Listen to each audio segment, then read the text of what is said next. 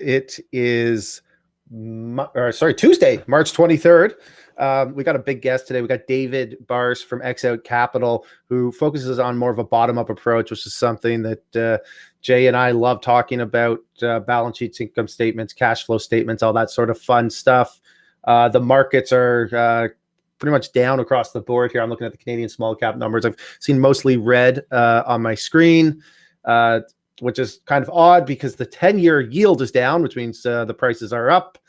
And there's not too much going on in the news, but we'll probably get into that later on the show. So buckle up.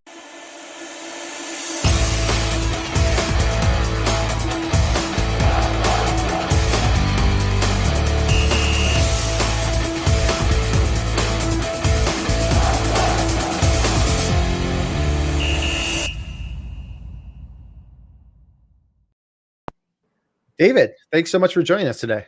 It's great to be here. Thanks for having me. So you've got a, I guess it's technically an ETF, XOUT Capital, and instead of me sort of describing what it is or what I think it is, why don't you go ahead and break it down for us? And then I've already done some research on it, so I know Jay and I have a bunch of questions on your process. So give us the high level of how you would pitch this to investors.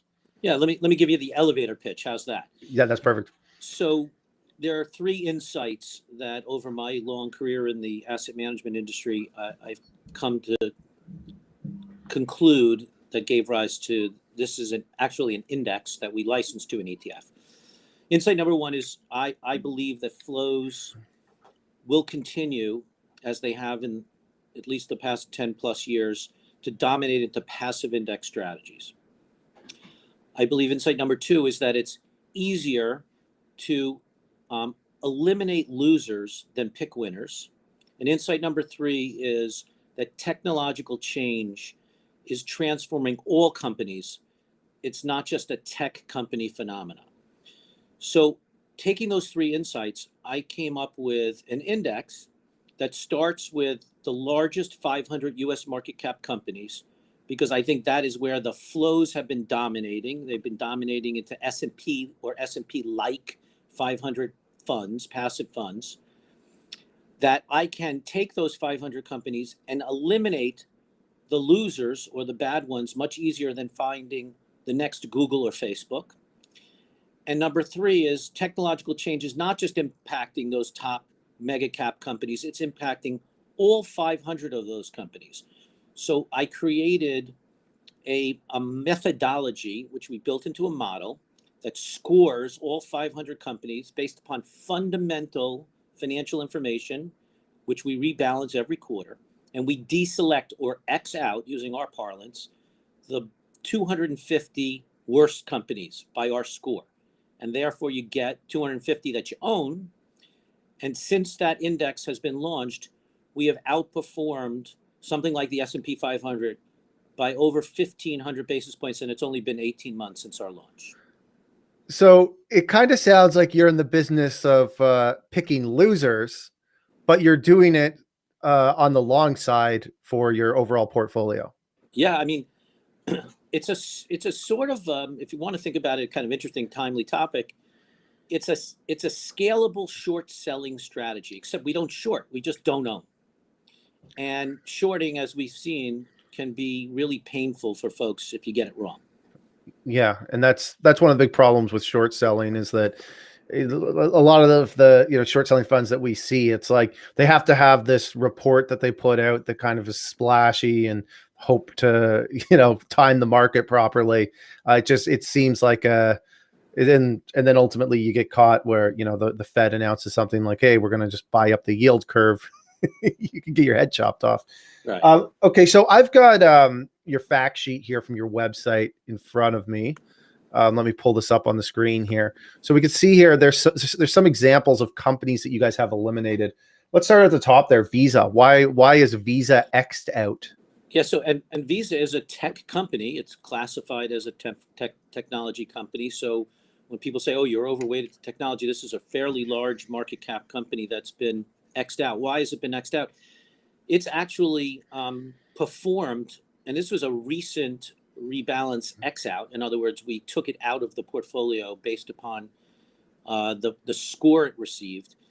And quite frankly, while they're fundamentally based to economic criteria that give rise to the score, it's a model-based decision. So there's no human element to overriding. Boy, it scratch your head and wonder why would a company like Visa, with all the growth in payments and digital payment systems and the backbone for all of that is these large credit card companies.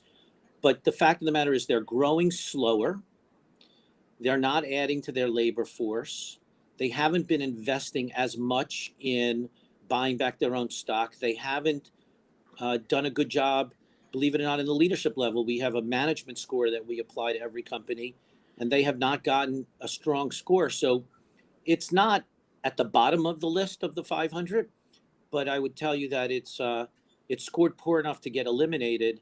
And for us, as I said, we're indiscriminate. It's a model-based decision, and so we're not going to override something like a Visa, even though you scratch your head and wonder, like in this environment where people are, using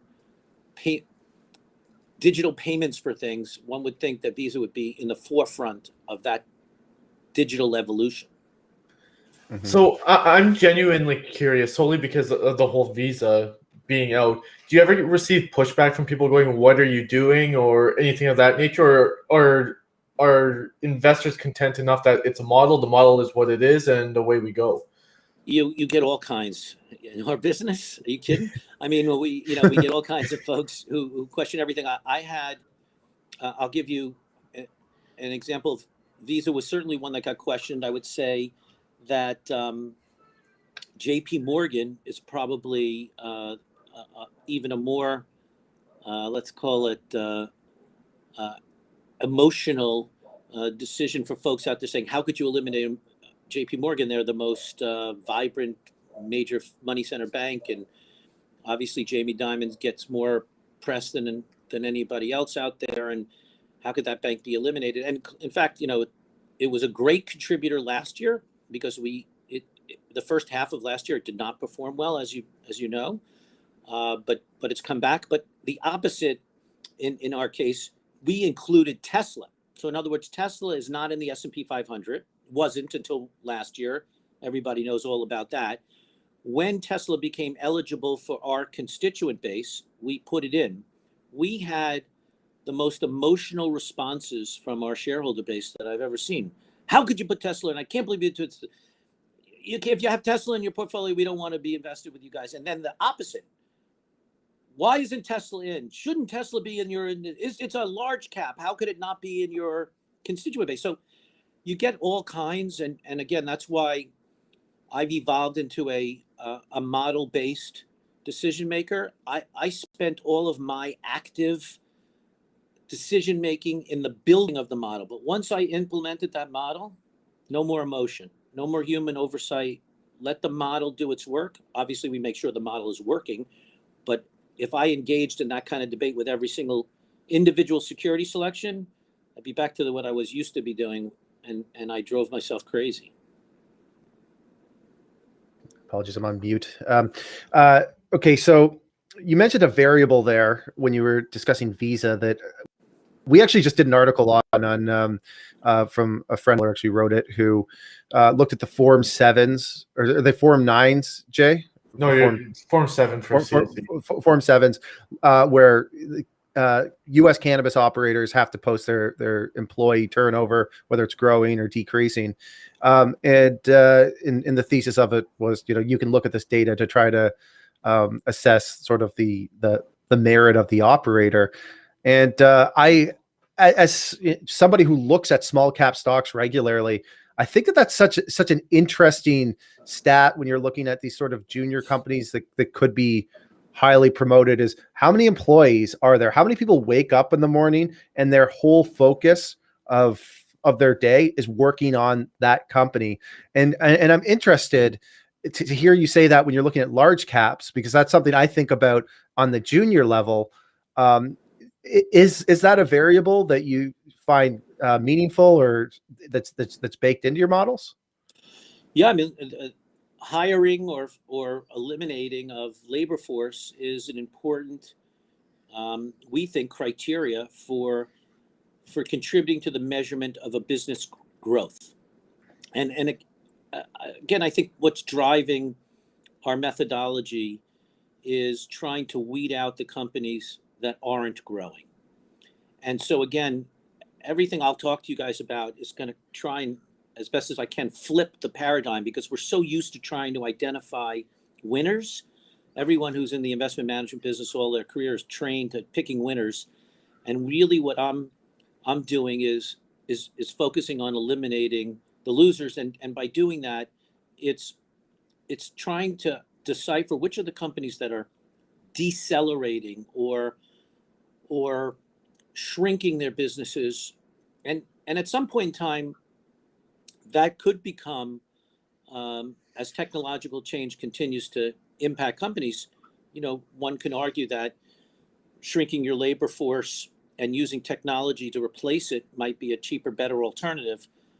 But right now with these large cap companies, we found that by measuring labor force and how it's growing and or shrinking is a helpful identifier for weeding out those so-called losers.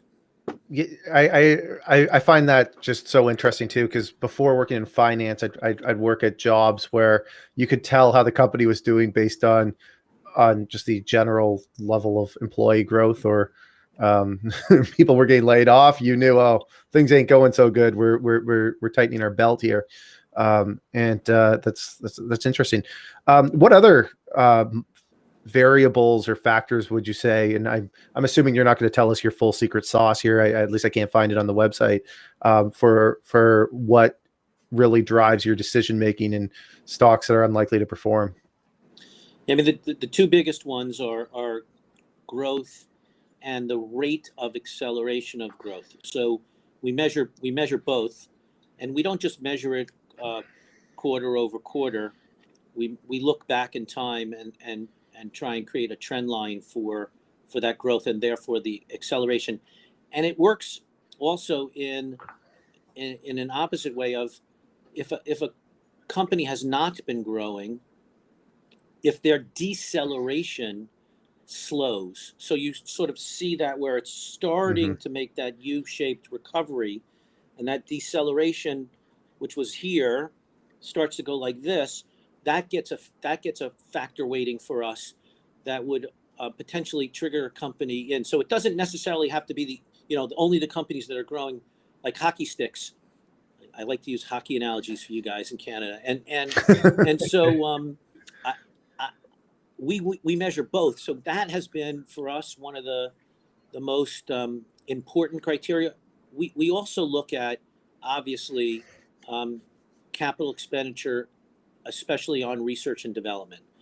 And companies, believe it or not all companies report in their financial statements on how much they're dedicating or spending on research and development. So you have to kind of weed through the way in which they report to gather that data, but it's pretty important data, and you can see when people are struggling with their capex because maybe their balance sheets are a little stressed. That's been a strong indicator for us. And then this has been something that's been tracked for a while, and the pandemic kind of put a little bit of a hamper on it. But buying back your own stock and using free cash flow to buy back stock, not going into the capital markets because they're so readily available and borrowing money to buy back stock, that's a red flag. But using cash flow to buy back stock, so those things, all of those have been strong, important elements for us for our model, and as we look back, even though it's only 18 months old, the contributors for generating this outperformance, those have been the strongest impacts and have proven to work. Now, again, we had this phenomena occur that started a year ago that has accelerated a lot of these things. So I think a lot of our outperformance has been the result of that accelerating change. So one question I have is, how much do you base ESG related principles? It's a major theme as of late. Looking at some of the names you highlighted, it's crossing out. I can see things where it's unhealthy food. In the case of Pepsi or Coca-Cola, you got some oil like Exxon excluded. Even JP Morgan, there's some ethical stuff as of late related to that. Is any of that factoring in, or are you solely based on the actual fundamentals of the business and the long-term outlook for those sectors? Yeah, I would love to take credit for an environmental social governance overlay on the decision making, but unfortunately I can't. And I would tell you that ESG strategies and thematic approaches are the vogue now. Everybody is doing it, and a lot of, especially institutional investors, are very focused on accessing products that can deliver that kind of impact for them. None of that is the case here. We don't have any of the ESG criteria built into our model, and I would say that the most or closest similarity is the fact that, to a certain extent, the only thing that's like us, and that's the other thing. I can't find another product or index out there in the marketplace that is doing what we're doing. But the only thing that's sort of like us is ESG. I mean, to a certain extent, those principles are used to eliminate names, right? They're not. They're trying to build portfolios that are compliant in some regard for whatever their underlying methodology is, but they're eliminating names, right? But they don't approach it that way. They're saying, here, we're going to deliver you this portfolio that's so-called ESG compliant. We're flipping it again. We're just trying to eliminate those companies that are being disrupted or will be disrupted by technological change. But it is interesting that you point that out. Coke and Pepsi, those companies just stopped growing. I mean, it's sort of sad because obviously Coke in its case is a long stalwart for the Berkshire Hathaway folks, but it just stopped growing. And in the case of the energy-based companies, they've all publicly announced that the demand for their principal product is going to be gone in 2050, right? I mean, what kind of long-term future do those companies have if they don't start changing themselves? And you're starting to see those announcements now of things they're making investments in for alternatives, but it's chicken scratch for what the size of those companies are. So I've got your white paper up here. This is a really, really thought-provoking chart. We're looking at tangible versus intangible assets, and as you put it, intangible assets currently account for 90% of the S&P 500's total assets. So the next question I got to ask you here is, in your criteria, if you were to maybe try to pick winners or losers, how does this factor in if you're looking at a balance sheet? And again, we're from the Canadian junior markets, where sometimes we look at balance sheets that are 95% intangible assets, and we question how long it's going to take until that goodwill gets impaired. It's a whole side discussion. But how does your model view tangible versus intangible asset makeup on a balance sheet?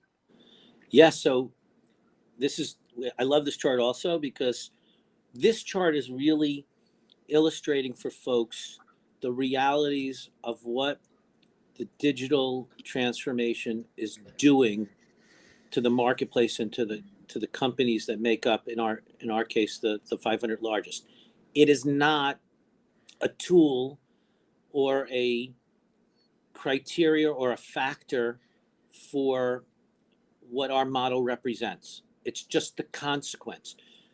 And what we're trying to help people get their heads around is that this paradigm has changed. I mean, to think back of how we probably were all taught, right? Tangible book value is and was maybe the most important measurement.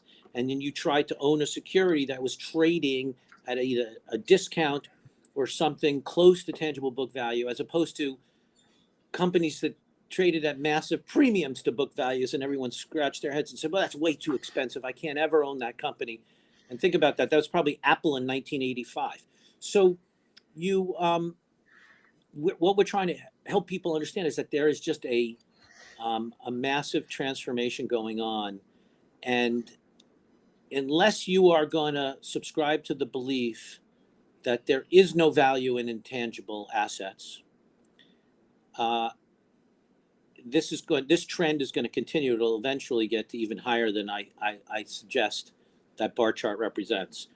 And that's because we're changing and evolving so much faster than we have in the past. And this is something about like Moore's law. And we can get into it a little bit, but we're just growing more rapidly and compounding that growth more rapidly from a technological standpoint. And I think, pick on one, it's not a part of our portfolio, but look at Bitcoin, right? At Bitcoin, it's purely value based on the network effects. It's just the network effects. It's a supply and demand dynamic, but it's network effects. You telling your friend you own Bitcoin, he tells 5 friends he owns Bitcoin, they tell 15 friends they own Bitcoin, and all of a sudden everyone's owning Bitcoin, and Bitcoin goes up. There's nothing tangible that's happened. It's just the network effect. So that's impacting all companies across all industries, and maybe not as an egregious manner, but I think that's why so many people are scratching their heads and trying to get their hands around why are these valuations so crazy? And then Kathy Wood gets on TV and tells you Tesla's worth $3,000 a share. And by the way, that was a big topic yesterday. Is it feels like in this crazy time that she just throws the number up, but then we watched Kramer yesterday do a bunch of mental gymnastics trying to justify the valuation. It's like, let's just come up with a price target and then we'll create a bunch of assumptions on how we can get there. So here's another chart you guys have up. So who are the biggest beneficiaries of the stay-at-home economy?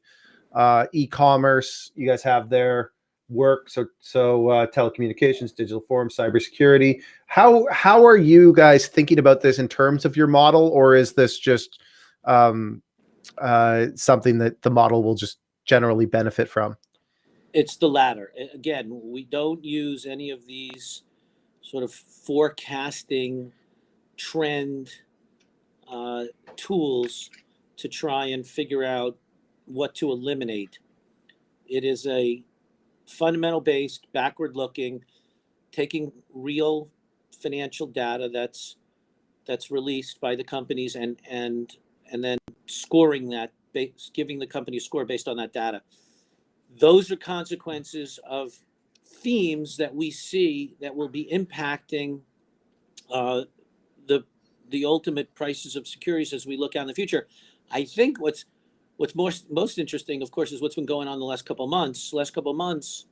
Right? You've had this rotation back into all the opposites of what was on that chart, right? Everything that those trends represented were things that the pandemic had strong influence over, and now, everyone's pricing the back to work, if you will, the back to normalcy, the value orientated industrial businesses, and they're all trading as if we will be back to perfection.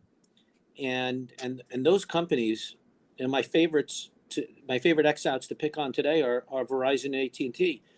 I mean, these are massively leveraged mega cap companies that have not grown for years and hocked their future to make their dividend distributions. And there has to be perfection for them to be, I think, at the prices that they're trading at right now, in their financial performance as we look out the future. And I guess everybody will get woken up when their earnings are released next quarter or over the next 3 to 6 quarters to see for sure that they're appropriately being valued. But that rotation that's occurred over the last couple of months is, to me, it's a little mind-boggling. People have very short-term memories.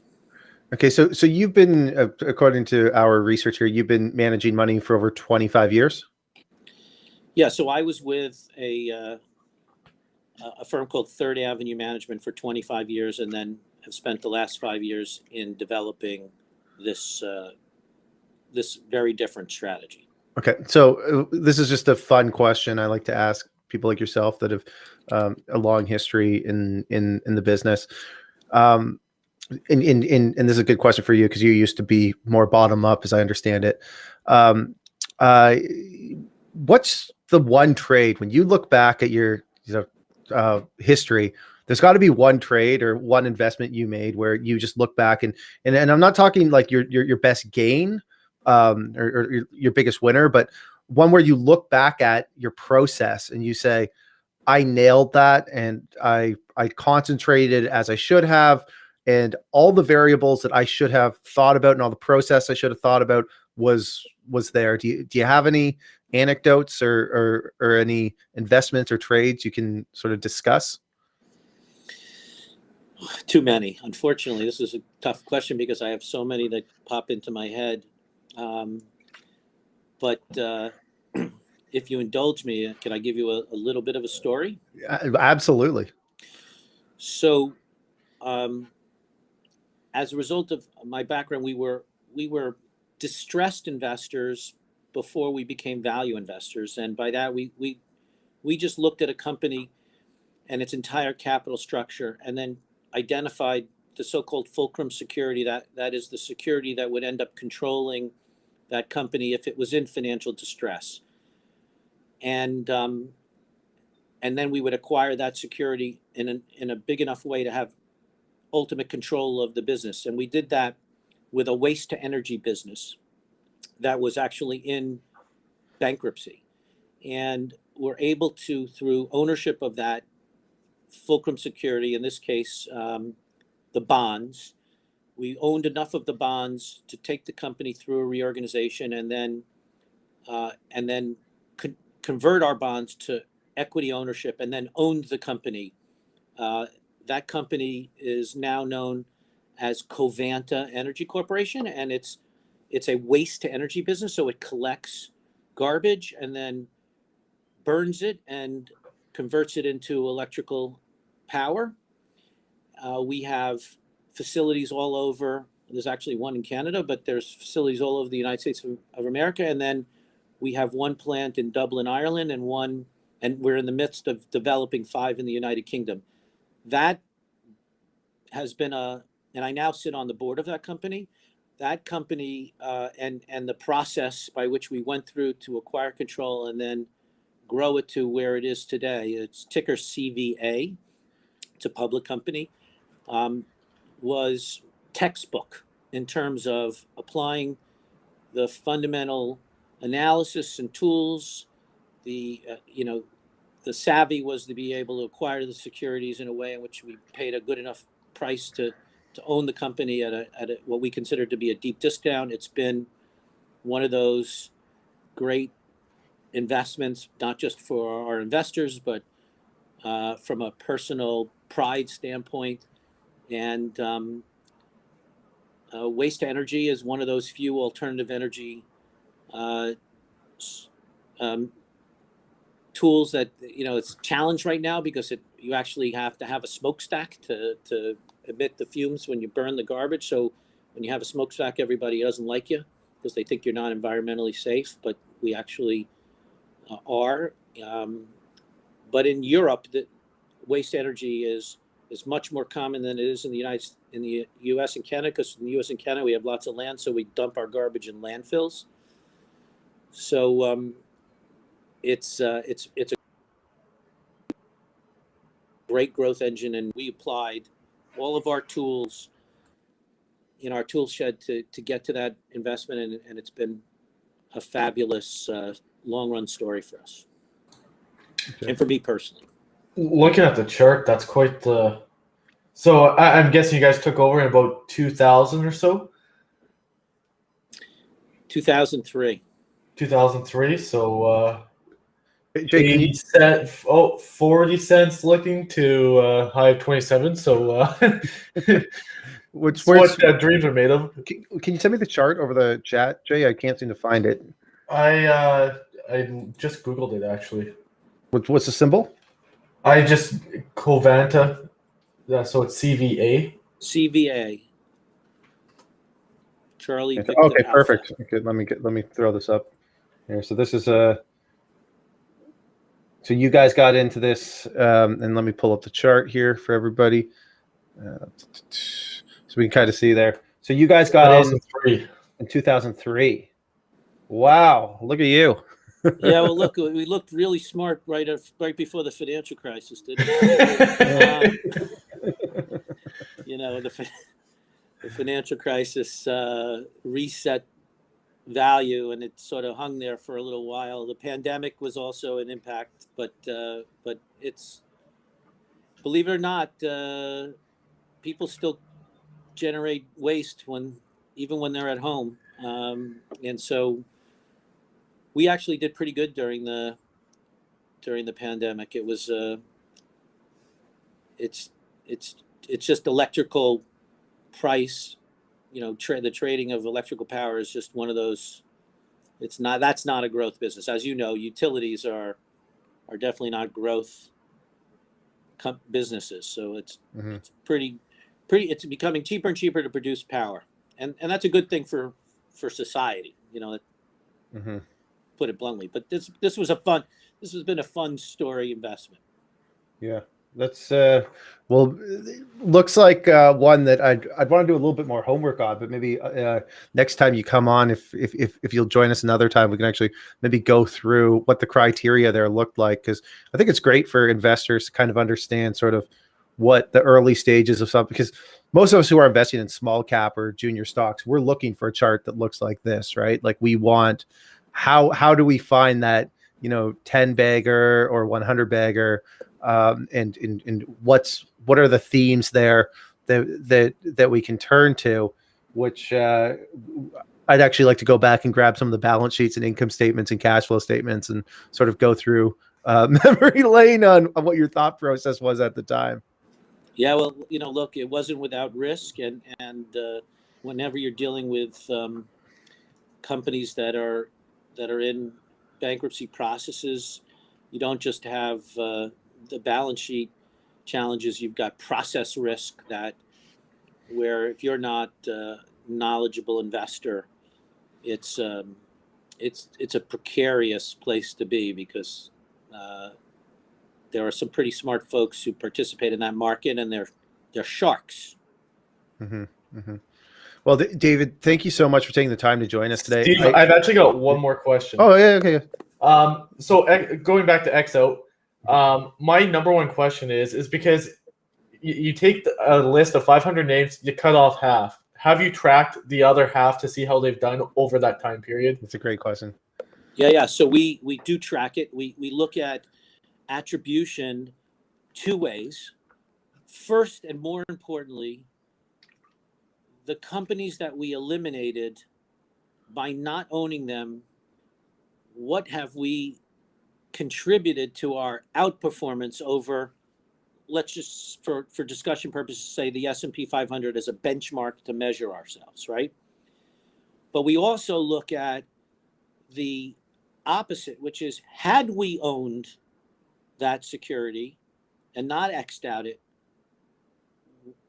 what did we lose by not owning that security? So in some cases, we've had situations where the models kicked the company out, and then the company's performed incredibly well over that prior quarter, because again, we could do this every quarter, right? And by not owning it, and it performed well, we impaired our performance. To be perfect, it's a really hard thing to do. In our back tests, we tried to figure out, like, what if we eliminated all the worst performing from a stock price performance 250 names and kept the best performing 250 names. That's nirvana. That's perfection. Obviously, our model isn't geared up to do that, but there's significantly greater outperformance still on the table. So we think we can continue to strive. I wish this is an AI-based model. It's not. That would improve itself. The way the methodologies would evolve as as the scoring goes on, but it doesn't. So I would say I can get you more specific numbers if you're interested in terms of what, by not owning this company, what did we lose? Certainly this quarter, we do not own Exxon and Chevron. Exxon and Chevron this quarter are up significantly. They are big market cap companies. Not owning them is impairing our performance right now. And I would also tell you that the way we deal with the 250 that we own is we gross up the market cap weighting of that security in our portfolio by the aggregate market cap that we've eliminated. So that each company, Apple, which is already the largest market cap company in the S&P 500, is grossed up for us by the amount of market cap we've eliminated. So it's an overweighted company. Similarly, obviously, by not owning any of Exxon and Chevron, those companies have now increased their market cap pretty significantly. But I would say since our launch, for Exxon, in and of itself, has lost $200 billion in market cap. Ooh. So yeah, it's up this quarter, but if you had stuck with it, you'd have $200 billion less of market cap of ownership. So I know people like focusing on short-term periods. At 18 months, our fund is short-term, but don't get dissuaded by what's happened in the last quarter with this value rotation. I think it's setting up the market for as soon as new data becomes available to everybody and they see. I just read a book over the weekend, and Jeff Bezos was, my favorite quote is, he doesn't think about this quarter when his earnings come in. He's thinking about a quarter 3 years from now.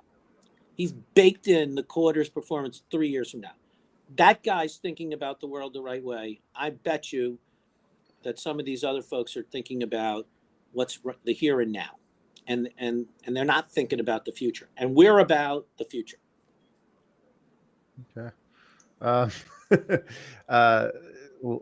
lot of talking points. I'm sure we can go on all day. We promised we'd only take up 25 minutes of your time, and we've gone 15 minutes over. So seriously, I could talk about stock picking all day. It wasn't that bad. I don't know if you guys picked it up, but he was barking like crazy. Oh, no. It's right. We really appreciate you hopping on. I hope you'll come on again, and we're starting to focus a little bit more on some of these bigger cap names because it all trickles down. Really interesting. I'll leave you guys with is I'm in development with the mid cap version of this, so we're gonna try and do the same thing with mid caps, and the dynamic is going to be very different because the dynamic of the mid cap indices are not dominated in their top 10 names like the S&P 500 is dominating its top 10 names.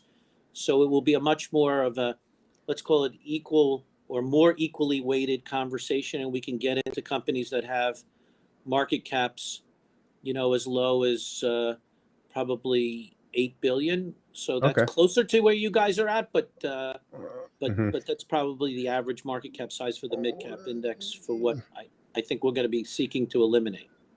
Yeah, that's and a lot of interesting areas we could get into that with too. So when's that going to launch?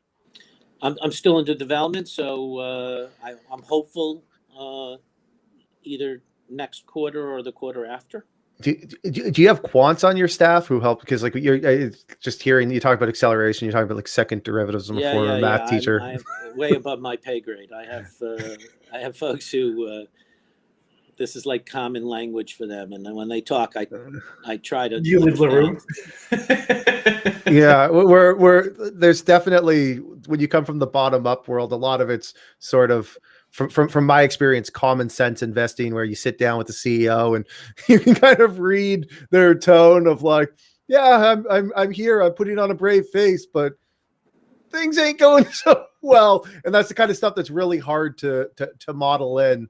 What was that challenging for you when you started actually getting into modeling, or were you always doing some modeling, or did you never actually view fundamental investing like that?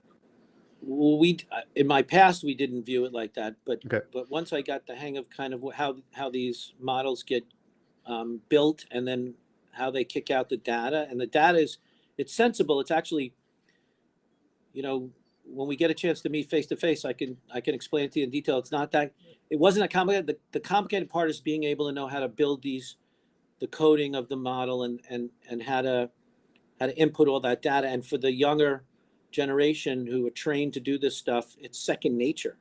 It's almost too easy for them. I watch it, and I could tell there were meetings I had with some of those folks, the quants, and I'd ask questions, and I could just see in their eyes, they're looking at me like, he's an idiot. I mean, you could just see it. Like, how could he not understand this? They get frustrated. My brain couldn't function at their speed. And so I just know what I didn't know.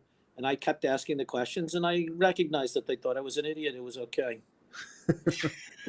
Yeah. Meanwhile, they're back on another project working for somebody else, and I got an ETF out in the marketplace. It's got over 100 million assets in it, so I guess I'm not that much of an idiot. It's a really interesting thesis, and it's something that I've thought about a lot in terms of the inclination we have when I'm sure when Jay and I discuss this stuff and how we manage our money is to just go short if we don't like something.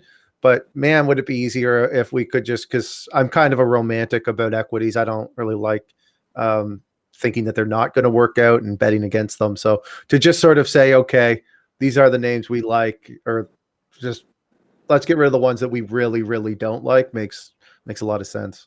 Yeah. And you don't have to not like them forever, just for a quarter. Yeah.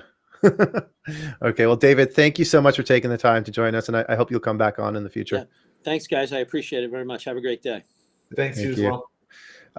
So Jay, I could tell that our view count there started dropping at one point because Yellen and Powell had a powwow. It's actually ongoing right now. That's what happened. So yeah. To be clear, you were not the only one that noticed. I was like, "What's going on? This is great content." Yeah. Well, for us, it's great. We love bottom up investing. Oh, I'm pretty sure I could sit there just like you and talk for hours. Yeah. So it's hard to hold back all your questions and just ask the better of them. But so let me maybe try to see if I can pull up what's going on right now with the Fed. Should we tune into this briefly? Go for it. Yeah. Can you respond to David there? Okay, let me get this going here. Okay, 1 second here. I'm going to pull this up. This is riveting television right now. Okay, sure. Sound. Tab. I got so many tabs open. I can't even keep track of what is what. There we go. Now we're talking. Okay, so let me pull this up for us. Can you hear that? I cannot. Oh. You gotta share your screen first, not? When we've gotten to the other side of this pandemic, we hope to address in the jobs package over the longer term the factors that have resulted in low wages and low labor force participation for women. Thank you. My time has expired. Mrs. Wagner, the gentlelady from Missouri, is recognized for 5 minutes. Thank you, Madam Chairwoman, and thank you, Chairman Powell and Secretary Yellen for joining us today. Hey, it's someone under the age of 70. I ask you, please respectfully, if you could keep your answers brief. As the country begins to safely reopen and our economy recovers, is examining changes to tax policy the correct direction? We expect to examine changes to tax policy along with programs that will address some of the longstanding problems that have held down productivity and labor supply in the United States. We'll address infrastructure, risks from climate change, education, training. Let me ask you, ma'am, Secretary, what impact would this action have on jobs and workers' wages? I think a package that consists of investments in people, investments in infrastructure, will help to create good jobs in the American economy, and changes to this tax structure will help to pay for those programs. Well, Secretary Yellen, Sure. what tends to be the impact, I guess I'd ask, on the American consumer, my constituents, when corporate taxes are raised? Do the costs usually tend to be passed down to them? The impact of changes in corporate taxes have been studied by economists for a long time, and the impact of them on prices and on consumers are very unclear from existing studies. Isn't she great at saying nothing at all while saying a ton of words? Go ahead, please. We do need to raise revenues in a fair way to support the spending that this economy needs to be competitive and productive. And so let me just say this, Secretary Yellen, if I could, I think we know that raising the corporate tax rate results in higher costs for small businesses, schools, and American households.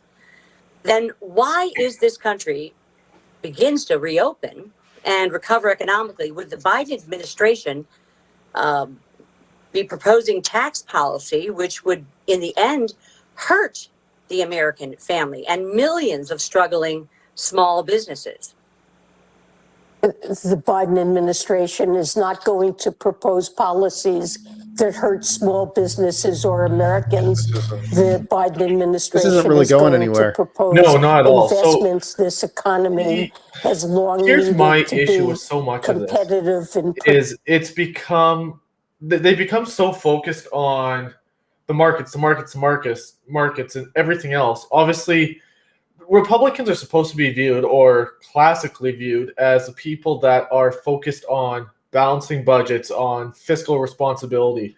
Yet they're also the group that is going and saying, we can't raise taxes. Well, how do you do one without the other? Am I a fan of raised taxes? Not at all. But at the same time, sometimes you just have to, right? If you're running a deficit, that's not sustainable. Mm-hmm.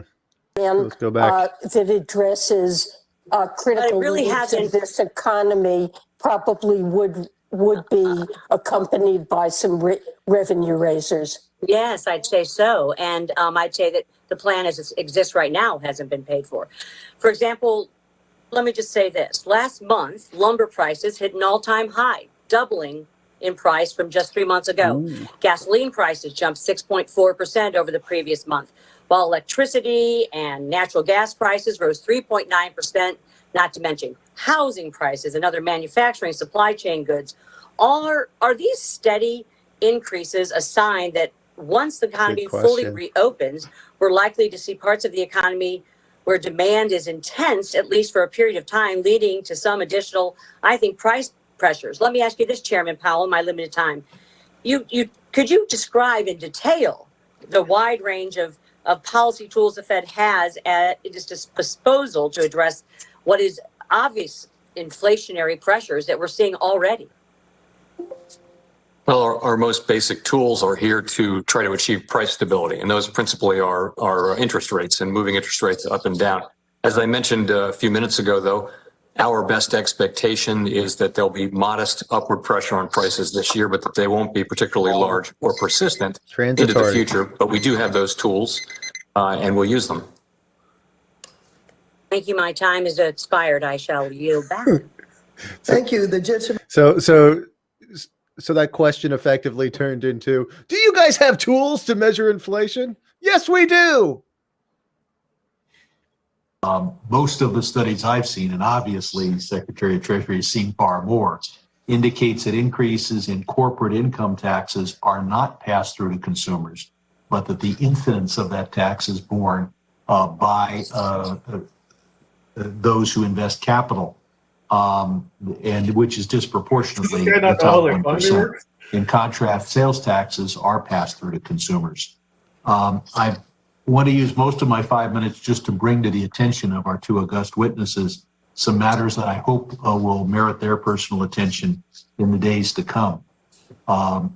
Madam Secretary, your predecessor committed to me from a foreign policy standpoint that the Treasury Department would put a reasonable amount of lawyer hours into doing a tax treaty with Armenia.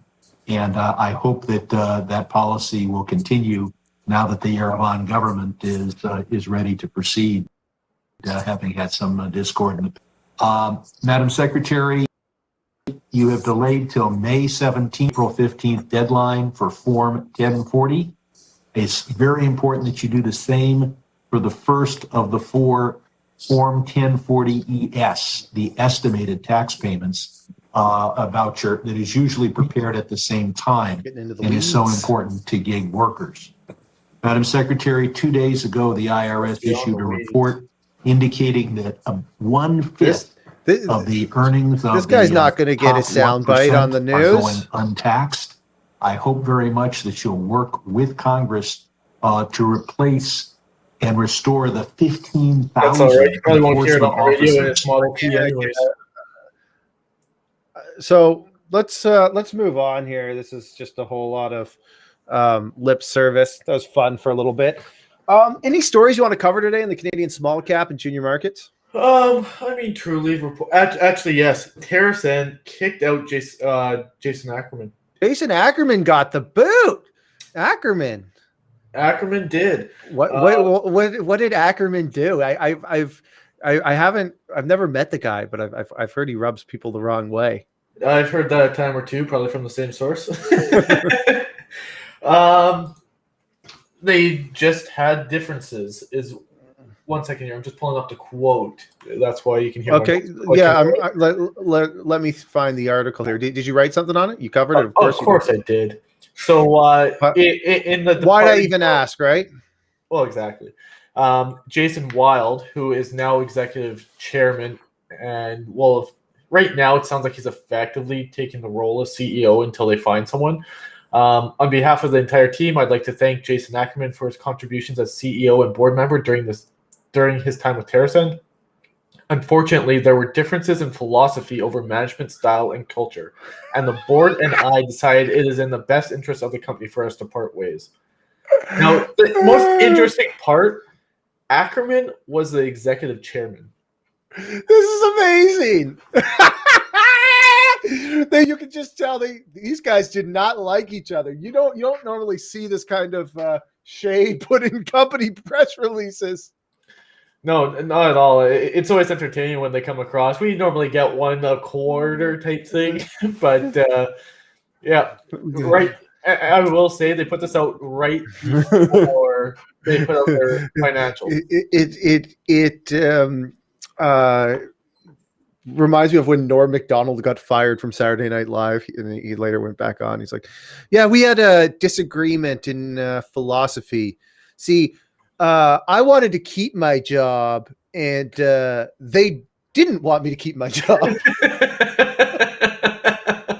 So what Ackerman's saying is, we've got a difference in philosophy and management style. I wanted to keep working at TerraSand, and they wanted to get rid of me. They want my management gone. Is effectively that's the disagreement, right? They want me up. Okay. Yeah, and then 10 minutes later, they reported Q4 numbers with revenues of 65.3. That's Canadian, not US. They're reporting Canadian loss numbers, of 109.3 million. Ooh, why'd they lose so much money, Jay? The loss is primarily related to their acquisition of, I believe it's called Illyra, and warrant liabilities associated with it. Okay, those are always. That's why I don't even look at the income statement or those. That's precisely why you don't. There's usually this component of it that's like volatility in the stock, where these companies, instead of paying cash, they're often handing out options and warrant transactions, and the Black Scholes goes really high as the stock shows a lot of volatility. So you don't want to get overly caught up in that's in the income statement. That's why I love the cash flow statement. Trueleaf put out numbers. What do you got to say about those? Let me pull it up in a half second. I do know that they beat on all consensus estimates, and that is for the fourth quarter in terms of revenue and EBITDA, as well as for the full year. I got to ask you, when we're talking, maybe this is a better question for my man, young Justin, but when they're talking about these consensus estimates, what, like, we're talking about sell side analyst consensus assessments? Yes. So back on March Estimates, 5th, right, if you want to actually click the link there, the consensus estimate was from 12 different 14 analysts. That's not insignificant. Truly's got some serious coverage here. Yeah, so I mean, there is a difference between getting consensus from 4 and from 12. Ooh, Steve, I say 12 because price target. of holy man, that's a large price target. There'd be a lot of happy people if that hits. But yeah, earlier when I looked, this thing was actually trading down a bit, and just general market sentiment, I think, despite actually doing quite well. They also did put out guidance for the year of something ridiculous. Oh yeah, notably, the company was one of the few cannabis operators to provide guidance for the oncoming year as well. Isn't it upcoming? It's oncoming. Oncoming, upcoming, it's the same thing. Yeah, you're the writer. If you want to get out there and start writing these every morning, be my guest.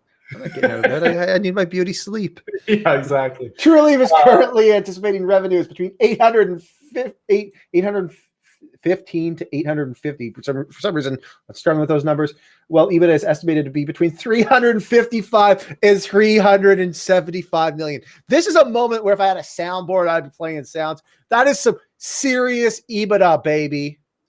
That means like this company's conservatively worth over $6 billion. I don't care what anyone says.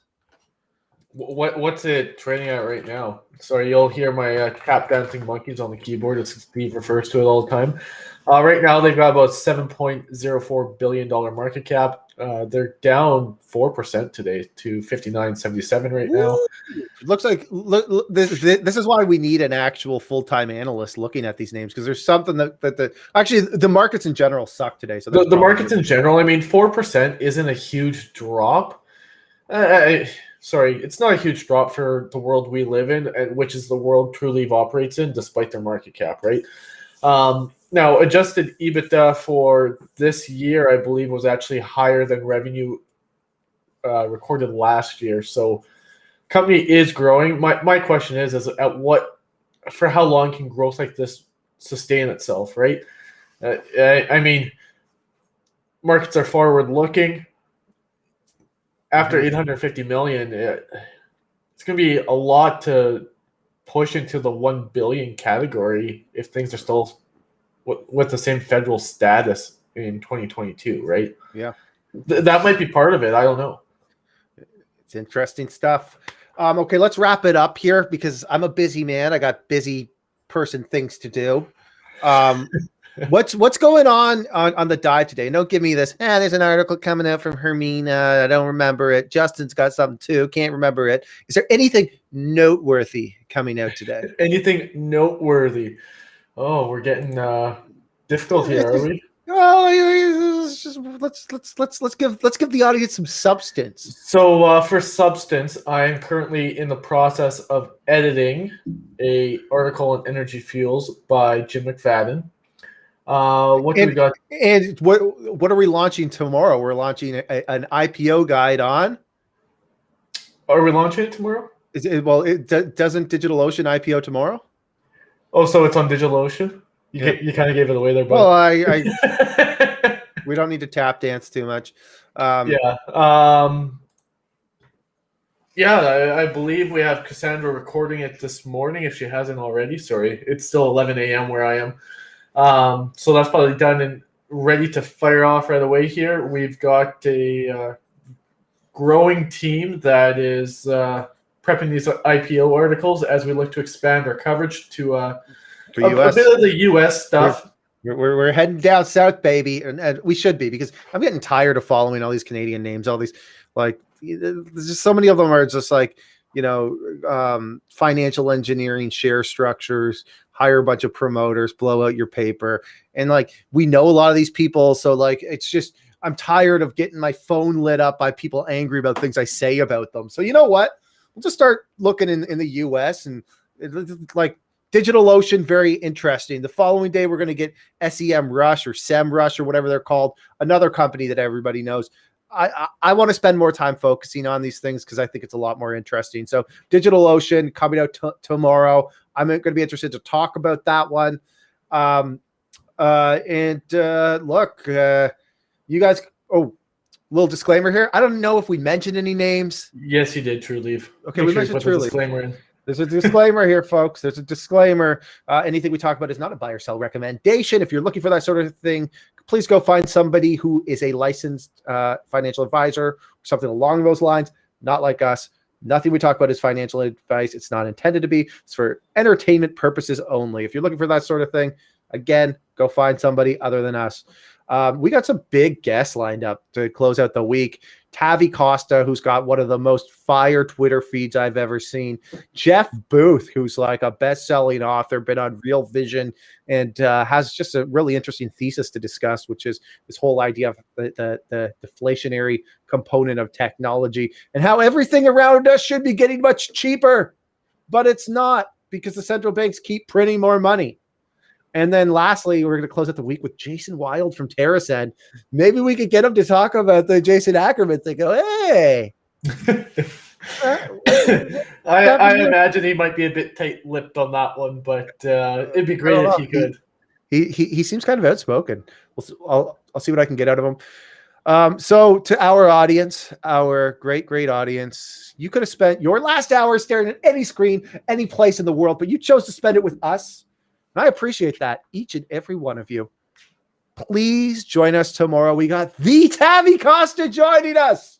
And if there's any recommendations you guys want us to cover, certain small cap or junior companies, or you want us to cover certain topic matter, we're always open to suggestions.